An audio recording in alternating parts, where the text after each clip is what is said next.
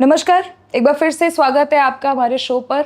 आज हम बात करेंगे रुद्र प्रताप सिंह जी से, जिन्होंने 2010 में आई युवा नाम से एक संस्थान का स्थापना की थी, जो युवाओं के लिए बात करते हैं, ये महिलाओं के लिए बात करते हैं कि इनकी कितनी इम्पॉर्टेंट भूमिका है जब हम बात करते हैं राजनीति को लेकर के। कैमरा चालू होने से पहले इन्होंने मुझसे एक बहुत इंपॉर्टेंट टॉपिक के बारे में बात किया था और काफ़ी इंटरेस्टिंग भी है, जिसे कहते हैं परिसीमन। इसके बारे में इनसे बात करेंगे और कुछ भी जानेंगे इनके बारे में, इनके जर्नी के बारे में, राजनीति को लेकर के इनके क्या ख्यालात हैं। तो चलिए शुरुआत करते हैं। सबसे पहले सर, स्वागत है आपका मेरे शो पे। जी नमस्कार। नमस्कार सर। शुरुआती यहीं से कर लेते हैं कि मुझे आप अपनी जर्नी के बारे में कुछ बताइए। जर्नी तो देखिए हमारी बहुत सामान्य सी रही है और जब हम लोग छात्र जीवन में आए तो वहीं से भी अपने व्यक्तिगत इंटरेस्ट रहा कि राजनीति में छात्रों की क्या भूमिका रही। फिर यूनिवर्सिटी के बाद हम लोग जब हायर एजुकेशन के लिए यहाँ आए तब भी हमने वही समस्याओं को देखा। तो इसी तरह की एक यात्रा रही है जिसमें केवल छात्र और छात्र से जुड़ी समस्याओं को हमने करीब से देखा, जाना, समझा और उसी के आधार पर हम को ऐसा लगा कि उनकी आवाज़ भी उठानी चाहिए, क्योंकि उनकी आवाज़ कहीं न कहीं दब जाती है। तो इसलिए इन सब जब हमने अपनी शिक्षा पूरी कर ली तो मुझे ऐसा लगा कि कुछ ऐसा होना चाहिए कि जो केवल युवाओं की बात करी जाए, क्योंकि बहुत सारी बातें होती हैं लेकिन युवाओं की बातें दब जाती हैं।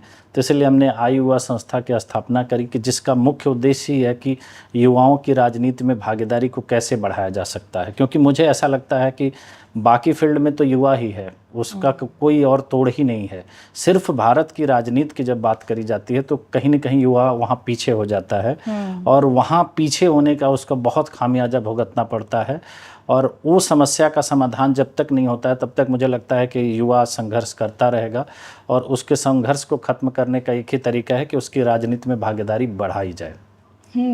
आप युवाओं के अलावा भी आप बात करते हैं महिलाओं को लेकर के भी, और मेरा मानना है कि जब हम बात राजनीति की करते हैं तो ये दोनों काफ़ी सेंसिटिव मुद्दे हैं। सेंसिटिव मुद्दे इसलिए बोले क्योंकि आप खुद भी इससे पहले जब हमारी बात हो रही थी तो सन 2000 से आप भी छात्र राजनीति में रह चुके हैं।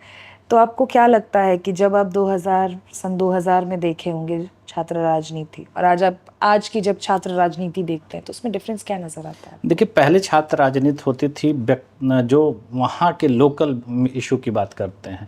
जैसे अगर हम अभी छात्र राजनीति की बात, हम अपने समय की बात कर रहे हैं तो हम लोग यूनिवर्सिटी के बारे में बात होती थी कि उसको कैसे बेहतर बनाया जा सकता है, यहाँ शिक्षा का स्तर को कैसे बड़ा बनाया जा सकता है, हम अपने देश के और संस्थानों से कैसे कंपटीशन कर सकते हैं या विदेशी संस्थाओं से कैसे कंपटीशन कर सकते हैं, इस बात पर चर्चा होती थी। और छात्र राजनीति का केंद्र भी वो कैंपस ही होता था। कैंपस के बाहर की राजनीति छात्र राजनीति का हिस्सा नहीं हुआ करती थी। आज के समय में कैंपस की राजनीति छात्र राजनीति नहीं है, कैंपस के बाहर की राजनीति छात्र राजनीति है। जब छात्र आप वहाँ की राजनीति न करके पूरे देश की राजनीति करता है तो छात्र राजनीति नहीं हो जाती है, तब वो एक सामान्य राजनीति हो जाती है। और सामान्य राजनीति का सबसे ज़्यादा नुकसान कैंपस को होता है, क्योंकि आपसी टकराव होने लगता है, गुटबाजी होने लगती है। ये चीज़ जो राजनीति छात्र राजनीति में लेकर के आती है वो मुझे लगता है कि कहीं ना कहीं से वहीं से छात्र राजनीति की छवि खराब होती है और छात्र राजनीति भारत में समापन की दिशा में जा रहा है। उसका मुख्य कारण यही है कि बाहरी राजनीति कैंपस की राजनीति का हिस्सा बन गई है। अभी आपने एक लाइन बोली है कि छात्र राजनीति जो है समापन की तरफ जा रहा है। समापन पे ज़रा बात कर लेते हैं एक बार। पिछले कुछ सालों में मैंने एक चीज़ नोटिस करी है, मैंने क्या आपने भी देखी होगी, छात्र राजनीति यानी स्टूडेंट पॉलिटिक्स, ये एक बहुत बड़ा मुद्दा रहा है पहले के कंपैरिजन में। चाहे वो छोटे छोटे यूनिवर्सिटीज़ हों, चाहे वो कॉलेजेस हो, वहाँ पे भी ये होता था, लेकिन अब काफ़ी जगह इसको बंद कर दिया गया है। प्राइवेटाइजेशन आ चुका है कि बहुत बड़ा रीज़न है। आपको क्या लगता है कि युवा अब जो ना तो एक तो दिलचस्पी नहीं लेते युवा, दूसरा जो लेते हैं उनके पास अपॉर्चुनिटीज़ कम है, क्यों हो रहा है ऐसा? देखिए, इसके 2-3 कारण हैं। पहला कारण तो ये है कि देश की राजनीति नहीं चाहती है कि युवा राजनीति में आगे आए। आज वर्तमान में आप किसी भी बड़े नेता को आप उठा करके देख लीजिए, सब लोग छात्र राजनीति से ही निकल करके आए हैं और वो आज भारत की राजनीति को संभाले हुए हैं। लेकिन वो वही क्यों नहीं चाहते हैं कि छात्र राजनीति आगे बढ़े? जहाँ तक आप देखेंगे हर जगह छात्र संघ पे चुनाव पे रोक लगा दी गई है। हाँ, क्योंकि नए छात्रों को आने नहीं दिया जा रहा है। तो जब वो नए छात्रों का इंटरेस्ट, जैसे आपने कहा, इंटरेस्ट ले ही नहीं रहे, इंटरेस्ट लेने के लिए स्कोप क्या है? इंटरेस्ट तो लेने ही नहीं दिया जा रहा है, और वो लोग ये काम कर रहे हैं। बाधा कौन बन रहा है? जो खुद उसी प्रक्रिया के साथ आज आगे आए हैं। आप एक भी बड़े नेता का नाम आप नहीं बता पाएंगे जो छात्र राजनीति का हिस्सा न रहे हों, लेकिन वो नहीं चाहते हैं कि छात्र राजनीति है। तो जो मैं जिस बारे में हम लोग बात कर रहे हैं कि युवा की बात कर रहे हैं, जैसे आपने महिला की बात करी, तो युवा में महिला और पुरुष कोई नहीं होता। युवा मतलब युवा होता है, वो सब लोग शामिल होते हैं, और उनको आप आने का अवसर अगर नहीं दे रहे हैं तो इससे आप सोच सकते हैं कि राजनीति कितने बड़े जो है षड्यंत्र की दिशा में जा रही है। वो अपने युवाओं का शोषण कर रही है। आप आज देखिए 16 साल का 17 साल का लड़का नेट क्वालिफाई कर रहा है। आपने देखा होगा कि 21 साल का लड़का यूपीएससी क्वालिफाई करके आईएएस बन जा रहा है। लेकिन राजनीति की जहाँ बात आती है तो उसका क्या स्तर है, वहाँ पर वो कौन आता है? राजनीति में तो वो उसका कहीं पर स्थान नहीं है। तो उसका इंटरेस्ट है, लेकिन उसके लिए आप अपॉर्चुनिटी ही नहीं क्रिएट कर रहे हैं। आपने वहाँ पर रोक लगा दी है, आप उनको आने ही नहीं दे रहे हैं। और जो मेरा मुख्य बिंदु है जिस पे अभी हम लोग इस बात पर विशेष चर्चा हम लोग कर रहे हैं, वो डिलिमिटेशन की है। डिलिमिटेशन क्या है? यही तो है जो ये सबसे बड़ा षड्यंत्र थोप दिया गया हमारे देश की राजनीति के द्वारा, और उसको इस तरीके से लगाया गया कि लोग उस पर ध्यान नहीं दे पाए। और ध्यान नहीं देने का परिणाम क्या हुआ कि आज देश में युवा राजनीति खत्म हो गई। युवा के नाम पर, महिला के नाम पर सिर्फ इस देश को परिवारवाद थोपा गया है। आप किसी एक सांसद का नाम नहीं बता पाएंगी जो 30 साल से कम उम्र का हो और एक आम व्यक्ति परिवार से आता है। वो कहीं न कहीं किसी न किसी राजनीतिक परिवार का सेकेंड जनरेशन, थर्ड जनरेशन का नेता होगा। वो आम जनता के बीच से नहीं आता है। तो आपने राजनीति को तो परिवारवाद की तरफ एकदम ढकेल दिया, तो अब लोकतंत्र बचेगा कैसे? आप लोकतंत्र की जगह तो राजतंत्र लाने की पूरी प्रक्रिया को आपने शुरू कर दिया। अगर किसी देश की राजनीति में थर्ड जनरेशन अगर राजनीति करने पे आ गई तो आपको क्या लग रहा है कि वो लोकतंत्र है? और उस लोकतंत्र का भविष्य क्या होगा? तो डिलिमिटेशन पे जो रोक लगाई गई थी वो इस प्रक्रिया का पहला चरण था, और उस चरण को जितना हम आगे बढ़ाएंगे हमारा लोकतंत्र उतना खत्म होता जाएगा और हम राजतंत्र की तरफ आगे बढ़ते जाएंगे। Very well explain sir. जब जो बात आपने करी दी है डिलिमिटेशन की, ये हो गया, चाहे परिसीमन कह लीजिए आप इसे।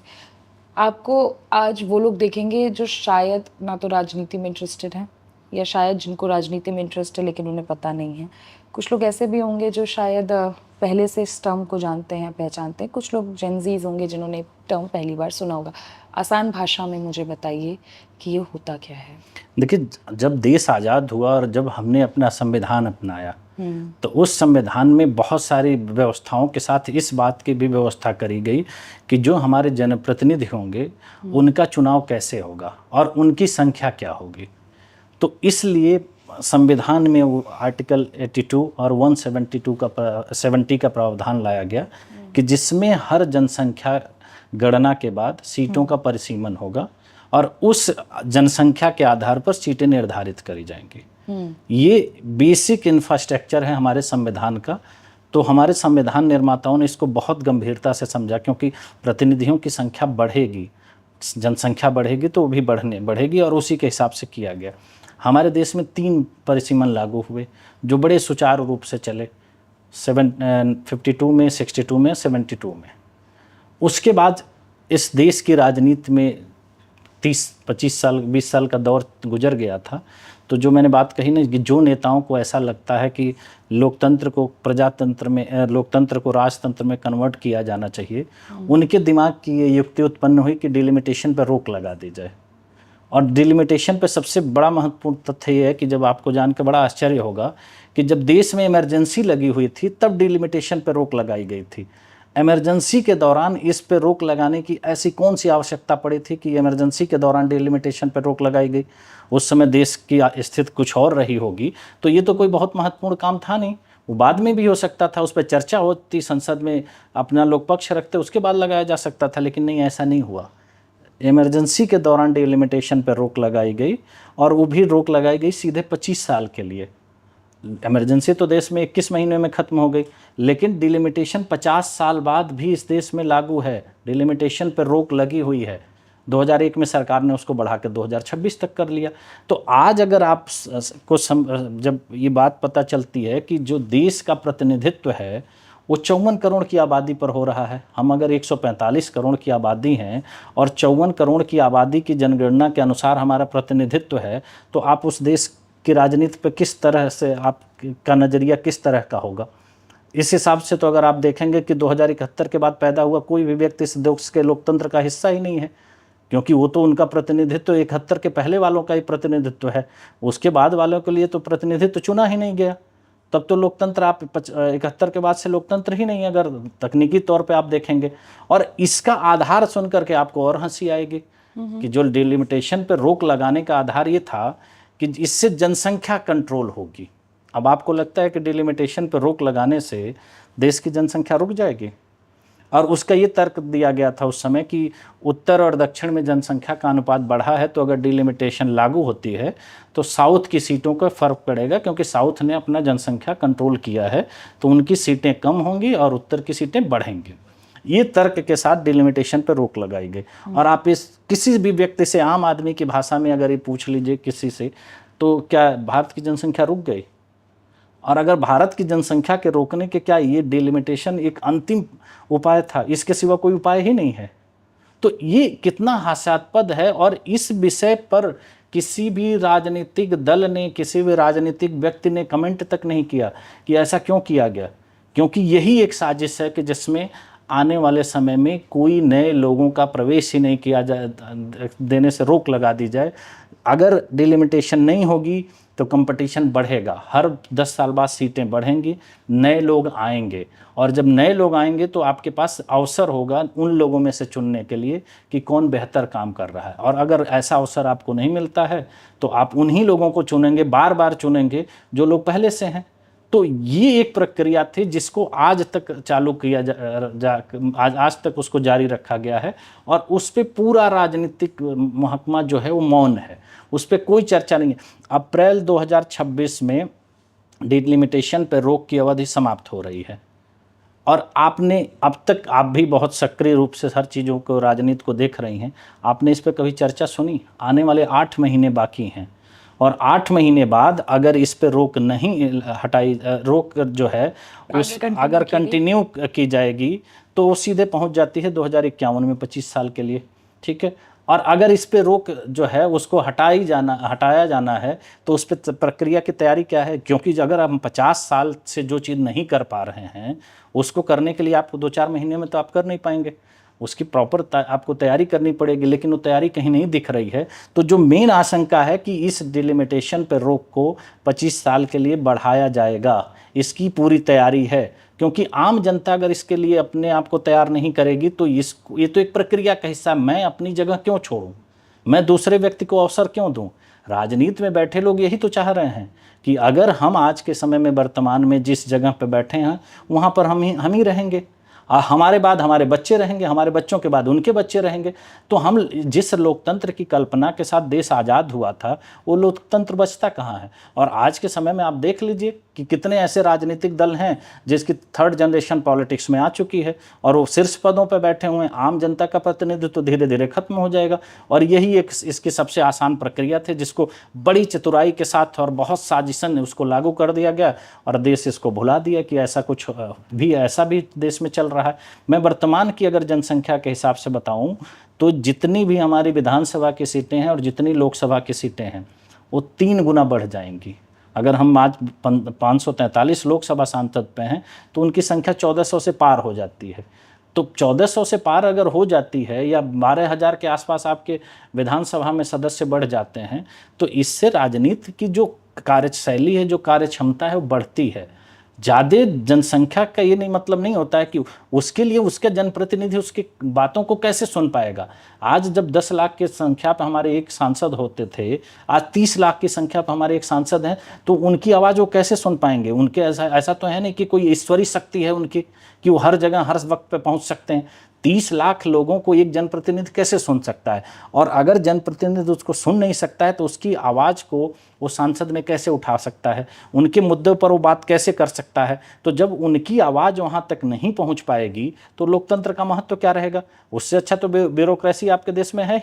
ब्यूरोक्रेसी के आधार पर आप देश चलाइए, एक आदमी को आप लीडर चुन लीजिए, वो पूरा देश चलाएगा। और आज के डेट में वर्तमान में भी तो हमारे देश में राष्ट्रपति होते ही हैं, लेकिन लोकतांत्रिक प्रणाली में राष्ट्रपति से ज़्यादा अधिकार संसद और प्रधानमंत्री को क्यों दिया गया है? क्योंकि वो जनता द्वारा चुने जाते हैं, डायरेक्ट चुने जाते हैं। आपने कभी भी ये नहीं देखा होगा कि प्रधानमंत्री चुनने की प्रक्रिया राज्यसभा के द्वारा होती है। क्यों नहीं होती है?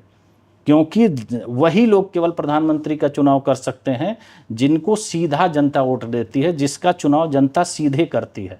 तो डायरेक्ट अगर वोट न मिलने से प्रधानमंत्री नहीं चुने जा सकते हैं, तो ऐसी स्थिति में जब 30 लाख पे हमारे सांसद हैं, तो जनता की आवाज़ वहाँ तक कैसे पहुँच पा रही है? और हम बात कर रहे हैं कि दुनिया के सबसे बड़े लोकतंत्र हम हैं। तो ये एक कोरी कल्पना मात्र है जो हम दिखा रहे हैं, और लेकिन सच्चाई वो नहीं है। सच्चाई से हम दूर जा चुके हैं। इसीलिए इस डिलिमिटेशन पे जो मैं बार बार कह रहा हूँ कि इसकी रोक हटनी चाहिए, इसको एकदम पूरे तरह से फेयर तरीके से इसको लागू किया जाना चाहिए, जिससे देश को प्रतिनिधित्व मिले। हम लोकतंत्र की बात कर रहे हैं तो वो लोकतंत्र में हमारी आस्था बनी रहे। तो इसलिए इस प्रक्रिया का होना बहुत ज़रूरी है। सर मुझे एक बात बताइए, अभी आप मुझसे कह रहे थे कि ऑलरेडी जो सिलेक्टेड लोग होते हैं वो जो डिलिमिटेशन की अगर मैं बात करूं तो हमारे देश में राजनीति का एक सबसे बड़ा मुद्दा होता है जातीय समीकरण। अगर हम उत्तर प्रदेश की बात करें, जो सबसे मतलब कहते हैं कि अगर आपको दिल्ली की गद्दी बैठना है तो आपको उत्तर प्रदेश से होकर निकलना पड़ेगा, वहाँ पे जातीय समीकरण बहुत है। चाहे वो महाराष्ट्र की बात करें, चाहे झारखंड की बात करें, डिलिमिटेशन अगर हो जाता है तो समीकरण बिगड़ जाएगा पूरा इनका। तो देखिए, मैं तो क्या कह रहा हूँ कि जो भी समीकरण बने वो सब 76 के बाद ही बने हैं। आप उठा के देख लीजिए इस देश का इतिहास, जितने राजनीतिक दलों ने जातिगत समीकरण बनाए या जाति के आधार पर जो भी पार्टियां बनी, वो सब डिलिमिटेशन के बाद ही क्यों बनी? क्योंकि सब कुछ फिक्स कर दिया गया।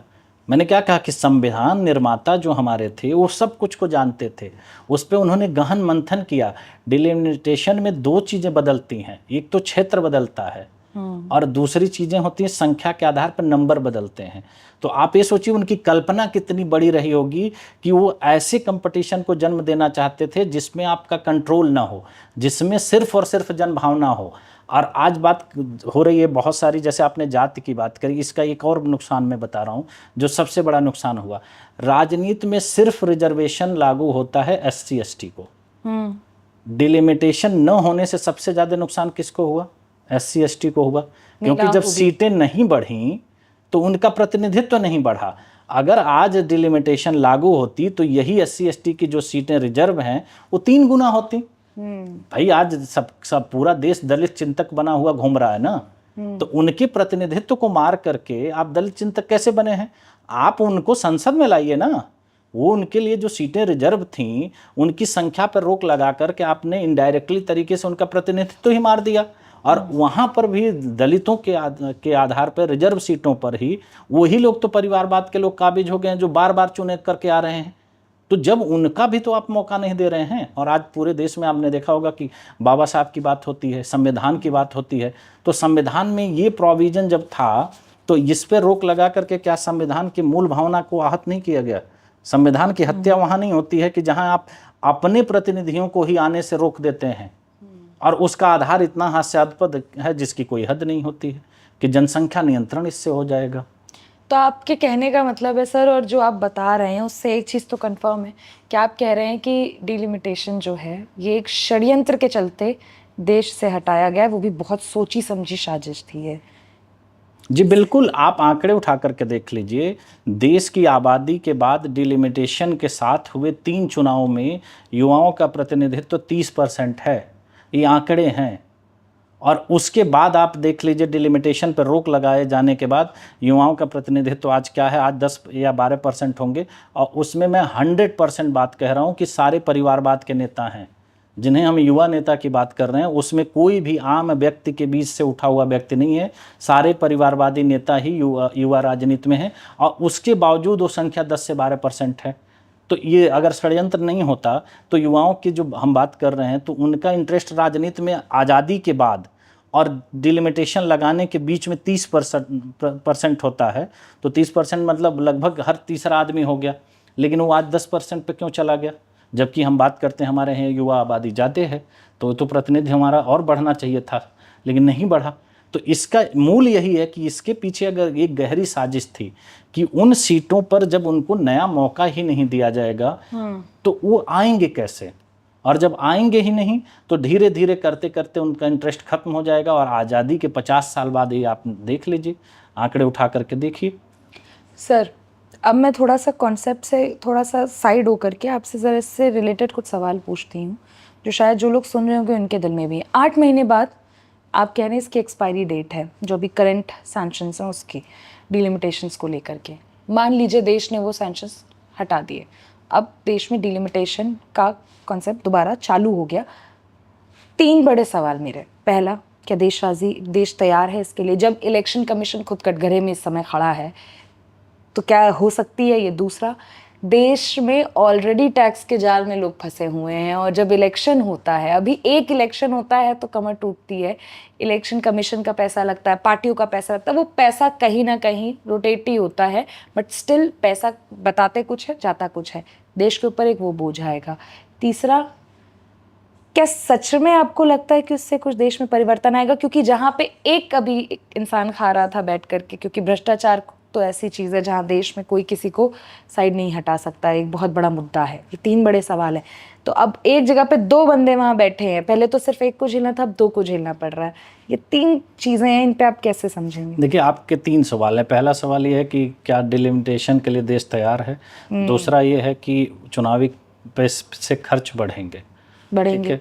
तीसरा सवाल ये है, समय भी जाएगा और रिसोर्स भी जाएगा। ठीक है। तीसरा सवाल ये है, क्या तीसरा सवाल था? मैं थोड़ा, तीसरा सवाल मेरा ये था कि अगर हमारे यहाँ पे बात कर ले हम भ्रष्टाचार आपने कहा, हाँ, तो एक की जगह 2 लोग, एक की जगह 2 रहेंगे। देखिए, डिलिमिटेशन के लिए बहुत सामान्य सी प्रक्रिया है, उसके लिए कोई चीज़ होने की आवश्यकता नहीं। एक आयोग बनाया जाता है जो सिर्फ इसी कार्य के लिए बनाया जाता है कि वो सीटों का निर्धारण करता है, और सीटों का निर्धारण करने के बाद वो दे देता है।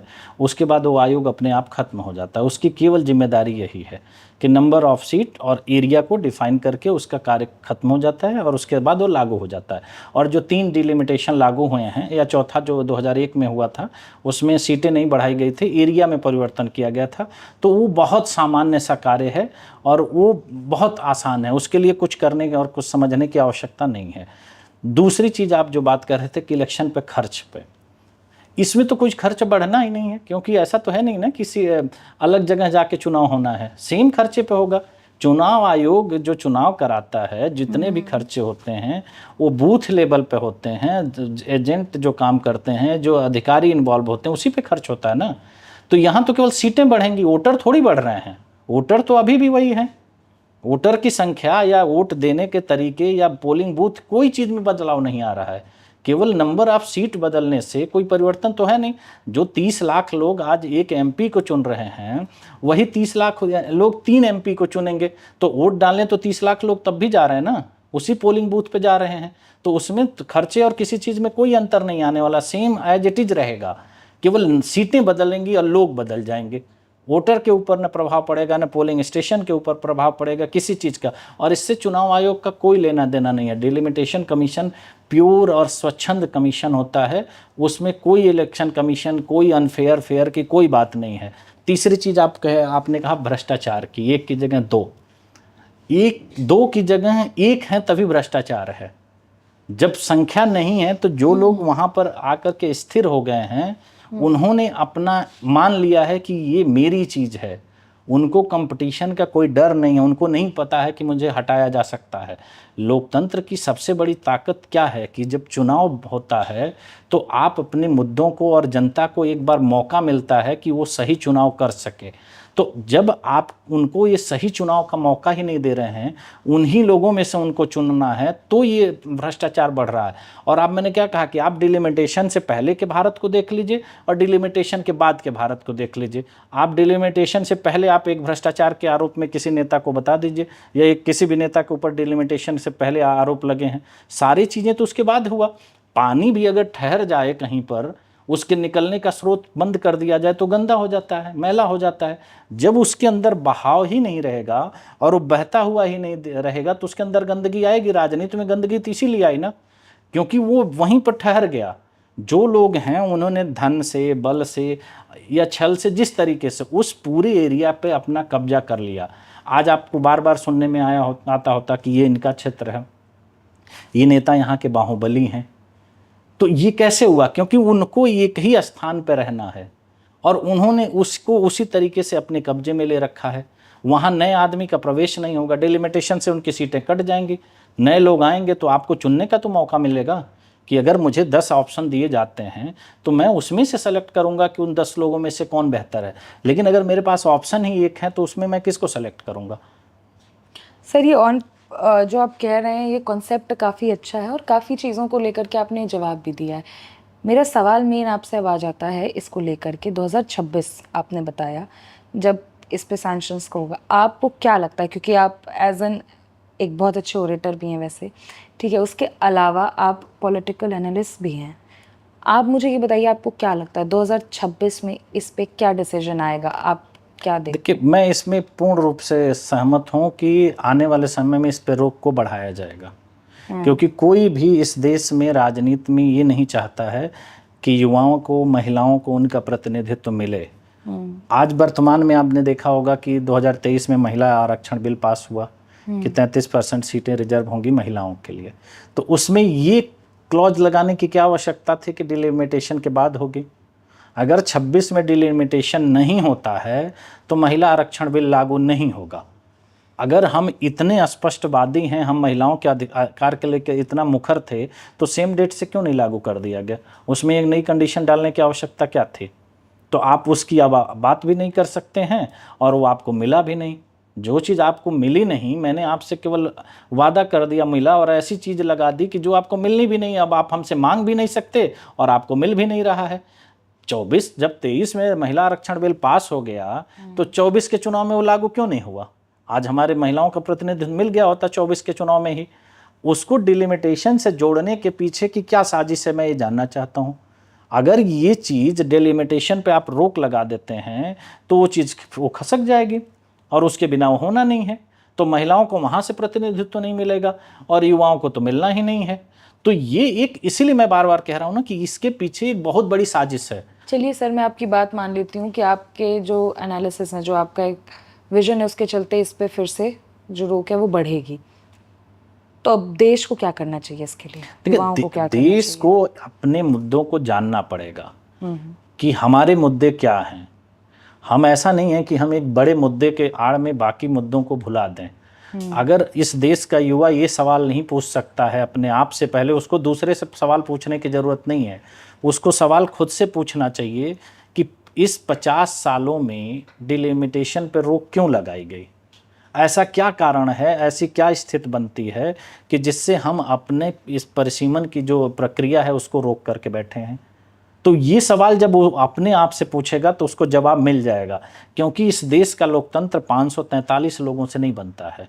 इस देश का लोकतंत्र 145 करोड़ की आस्था पे बनता है। अगर उसकी आस्था रहेगी तभी लोकतंत्र रहेगा। अगर ये कोई सोचता है कि इस देश को राष्ट्रपति, प्रधानमंत्री या चुने हुए प्रतिनिधि चलाते हैं, तो ऐसा नहीं है। लोकतंत्र की पहली ही परिभाषा में हम हैं, जो इस देश का नागरिक है, वहाँ से लोकतंत्र शुरू होता है। तो अगर ये नागरिक अपनी सवालों के लिए अपने आप से सवाल नहीं पूछेगा तो ऐसी ही प्रक्रिया बनती रहेंगी।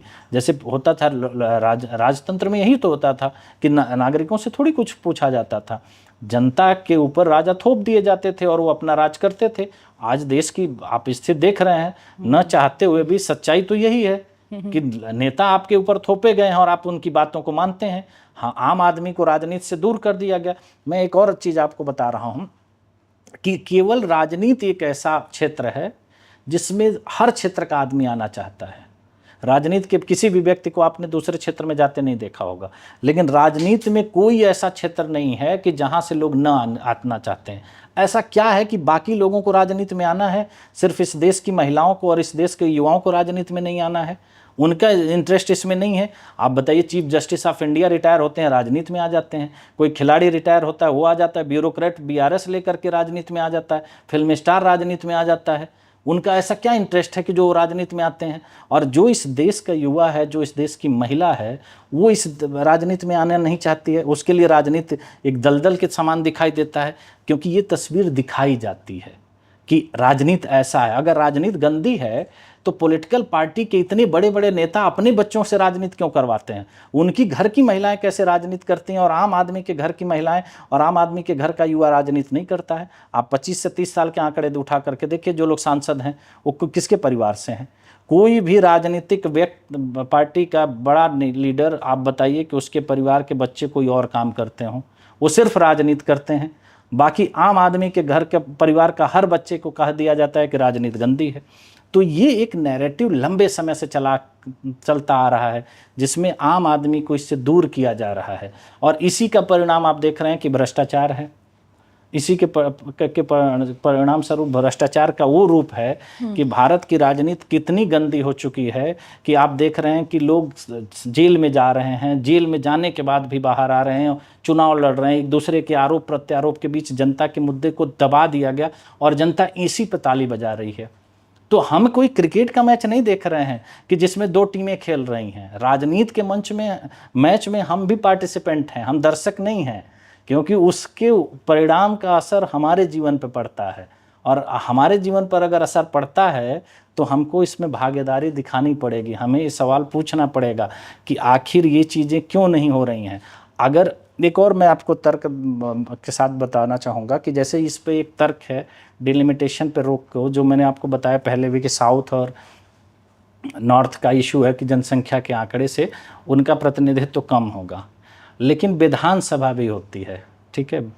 तो अगर बिहार विधानसभा की सीटें बढ़ा दी जाएं तो उससे कर्नाटक को, आंध्रा को या तेलंगाना को क्या फ़र्क पड़ जाएगा? कुछ फ़र्क पड़ेगा? जनसंख्या के आंकड़े का जो उत्तर और दक्षिण के इशू को बताया जा रहा है, नहीं पड़ेगा, क्योंकि वो तो विधानसभा उन्हीं की है। तो उनकी विधानसभा सीटें क्यों नहीं बढ़ाई जा रही हैं? उत्तर प्रदेश की विधानसभा की सीटें क्यों नहीं बढ़ाई जा रही हैं? उसको क्यों फ्रीज करके रखा गया? उत्तराखंड की सीटें, नया राज्य बनता है, उसकी विधानसभा सीटों का अगर आप अनुपात निकालेंगे तो बहुत कम है। वहाँ 100 करोड़ की आबादी पर 70 लोग विधानसभा सदस्य हैं। आप दिल्ली में देख लीजिए, दिल्ली में 70 विधानसभाएं हैं, लेकिन उत्तर प्रदेश, बिहार, बंगाल, महाराष्ट्र, राजस्थान, मध्य प्रदेश, उनकी विधानसभा सीटें क्यों नहीं बढ़ाई जा रही हैं? उसके पीछे तो ये आंकड़े लॉजिक नहीं लगते हैं। तो लॉजिक ही नहीं है इस पे, केवल जैसे कहते हैं ना कि हम उस चीज़ को लेकर के आगे बढ़ाते जा रहे हैं, जनता उस पर सवाल नहीं पूछ रही है, तो चुपचाप ये चीज़ें चलती जा रही हैं। और यही चीज़ होगा 8 महीने बाद वो होने वाला है, जिस पे अभी भी लोग न जागरूक हैं, न ध्यान दे रहे हैं। तो उस चीज़ को फिर से बढ़ा दिया जाएगा और हम फिर वही कब बैठे उस चीज़ पर बातें करते रहेंगे, देखते रहेंगे, क्योंकि इस मुद्दे पर तो बात भी नहीं होती है। देखना तो केवल देखने की बात तो तब होगी जब आप बात करेंगे। ना हम बात कर रहे हैं, ना उसको उस पर चर्चा कर रहे हैं, उसके खिलाफ कुछ बात कर रहे हैं। तो मेरा यही मत है कि इस पे सारे लोगों को बहुत गंभीरता से बात करनी चाहिए, खास करके युवाओं को और महिलाओं को। जिन लोगों को लगता है कि राजनीति में जगह नहीं है, उनकी जगह इसी तरह से छीनी गई है। तो उनको ये जगह को प्राप्त करने के लिए मुझे लगता है कि अपनी आवाज़ को उठाना पड़ेगा, अपनी बातों को रखना पड़ेगा। और अगर वो अपनी बात रखते हैं तो मुझे नहीं लगता है कि ये बहुत बड़ा मुद्दा है, ये बहुत आसानी से सुलझ जाएगा। और इसके लिए कुछ करने की आवश्यकता नहीं है, केवल उसकी रोक को आगे नहीं बढ़ाना है, कुछ नहीं करना। अगर आगे नहीं देना है, देने की भी ज़रूरत नहीं है। अगर वो नहीं बढ़ाते हैं तो ऑटोमेटिक वो लागू हो जाता है। सारा प्रयास इसको बढ़ाने पे करना है, क्योंकि ये डिलिमिटेशन अपने आप खत्म हो जाएगा 2026 में, उस पर लगी रोक, और अपने आप उसका आयोग आपको बनाना पड़ेगा। लेकिन उस पर रोक नहीं लगनी चाहिए। अगर उस पर रोक लगती है तो उसके लिए राजनीतिक दल जिम्मेदार हैं, उसको हटाने के लिए उनको कुछ नहीं करना है, क्योंकि वो अपने आप स्वतः से ही अपने आप खत्म हो जाएगा। उसकी समय सीमा खत्म हो जाएगी, वो अपने आप उस पर लगी हुई रोक समाप्त हो जाएगी। लेकिन अगर राजनीतिक दल उसको बढ़ा देते हैं 25 साल के लिए, और इन्हीं तर्कों के आधार पर जो मजाकिया तर्क हैं, तो मेरे लिए लगता है कि ये देश का लोकतंत्र आने वाले समय में प्रजातंत्र में बदल जाएगा, और हम बस ये देखते हुए, एक तमाशा देखते हुए रह जाएंगे। मुझे इस बात का बिल्कुल अंदाज़ा नहीं था सर कि आपसे बात करते करते समय सीमा समाप्त हो जाएगी। हमारे शो की एक छोटी सी रिचुअल कह लीजिए, चाहे आप उसे, जो भी उस गद्दी पे बैठता है उसको, हमारी ऑडियंस को एक बार एक छोटी सी मैसेज या एक छोटा सा सवाल या जो भी आपको लगता है वो पूछना है, ताकि आखिरी में आप मुझसे तो आपने बात कर लिया, एक कॉन्वर्जेशन आपका उनसे भी हो जाए। तो आप कुछ कहेंगे उनसे, कुछ कहना चाहते, कोई सवाल? देखिए, मेरा सिर्फ ये कहना है कि लोकतंत्र देश के हर नागरिक से मिल करके बनता है, और लोकतंत्र में जो हमारी आस्था है वो हमारी आस्था बनी रहनी चाहिए। अगर हम संसद को लोकतंत्र का मंदिर कहते हैं, तो अगर वो अपने अधिकारों के प्रति जिम्मेदार नहीं है, अगर वो अपने अधिकारों के लिए कार्य नहीं कर रही है, तो हमें उसको गंभीरता से लेना चाहिए। और केवल हम देश को 543 लोगों पर नहीं छोड़ सकते हैं। अगर ये देश को महान बनना है, अगर इस देश की को विकसित होना है, तो उसमें हम सब की जिम्मेदारी है, 145 करोड़ भारतीयों की जिम्मेदारी है। तो इस जिम्मेदारी को हमको निर्वहन करना पड़ेगा। और इसकी पहली कड़ी ये है कि जो हमारे संविधान निर्माताओं ने हमको अधिकार दिए गए हैं, उसका हम कम से कम शोषण नहीं होने देना चाहिए। हमें इस मुद्दे पर मुखर होकर के बात करनी चाहिए। हम जिस भी पार्टी से जुड़े हैं, जिस भी संगठन से जुड़े हैं, जिस नेता से हम प्रभावित हैं, हम उनसे ये सवाल पूछना चाहिए कि आखिर ऐसा क्यों किया गया। अगर ये किया गया, क्या आप उनके तर्कों से सहमत हैं? तो अगर आप उनके तर्कों से नहीं सहमत हैं, तो उनको इस बात के लिए कहिए कि हमारे अधिकार को कम से कम अगर आप दे नहीं सकते हैं तो छीनिए मत। इस डिलिमिटेशन पर जो लगी रोक है उसको आगे न बढ़ाया जाए, और पूरी ईमानदारी के साथ युवाओं को, महिलाओं को राजनीति में आगे आने के लिए जो बंद दरवाजे हैं उसको खोला जाए, ताकि वो देश की तरक्की में, जैसे बाकी जगहों पर वो देश को आगे बढ़ा रहे हैं, पूरे देश विदेश में नाम कमा रहे हैं, उसी तरह से भारत की राजनीति को भी इस ऊंचाई तक ले करके आएँ कि जिससे जो हम सपना देख रहे हैं कि 2047 में देश विकसित होगा, वो हम विकसित देश का सपना पूरा कर सकें और अपना उसमें योगदान दे सकें। आपने कभी सोचा सर, मतलब ये आपने जो मैसेज दिया वो तो ठीक है, कभी आपने सोचा कि आप राजनीति में जाएंगे? नहीं, राजनीति में जाने ना आने की कोई बात ही नहीं है। इस देश का हर राजनीति का हिस्सा है। उसको लगता है कि वो राजनीति से बाहर है। हम राजनीति से बाहर हो ही नहीं सकते। राजनीति का मतलब ये नहीं होता कि आप सिर्फ चुनाव लड़िए और चुनाव जीतिए और देश की सरकार में आइए। राजनीति का मतलब ये होता है कि आप देश से जुड़ी हर बातों को लेकर के गंभीर रहिए। जो देश के लिए ज़रूरी है उसमें आपकी भागीदारी होनी चाहिए, और जो गलत है उसके लिए आप हमेशा विरोध में खड़े रहें। ये देश की राजनीति है, न कि किसी पद के लिए, किसी प्रतिष्ठा के लिए और किसी चुनाव के लिए सिर्फ राजनीति में जाना। मुझे वो नहीं लगता है कि वो राजनीति है। राजनीति का आपका जो डेफिनेशन है, इट्स मोर लाइक कि देशभक्ति। आपसे बात करके सर बहुत अच्छा लगा। आपसे कई चीज़ें जानने को मिली, कुछ चीज़ें ऐसी भी थी जिनको लेकर के मेरे सवाल थे, आपने बहुत अच्छे से उनका जवाब दिया। धन्यवाद सर हमारे शो जी, में। नमस्कार।